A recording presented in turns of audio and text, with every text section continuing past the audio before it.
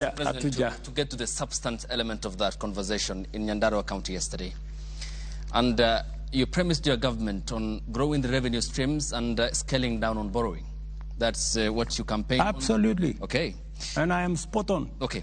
Allow me to quote this Treasury data, which shows between October and April, that is last year until April the previous month.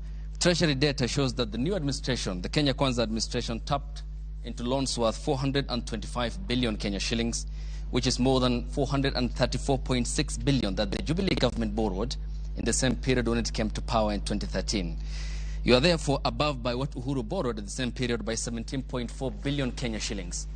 Why the contradictory position? Yeah, it's not contradictory. Why borrow more? The budget, my friend, we are using is Uhuru's budget. The budget you will hold me to account is the one we are discussing.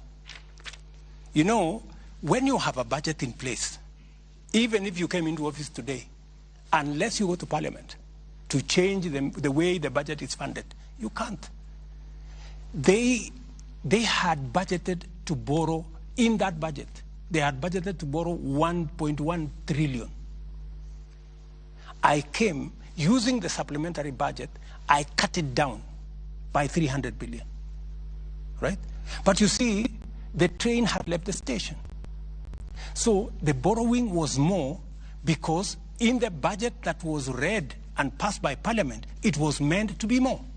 All I did is that it wasn't as big as they had anticipated. They had actually wanted to borrow 1.1 trillion. Your Excellency, which I cut down. Budget deficit as at June last year for the current financial year, the budget deficit that had been approved by Parliament was 833 billion shillings.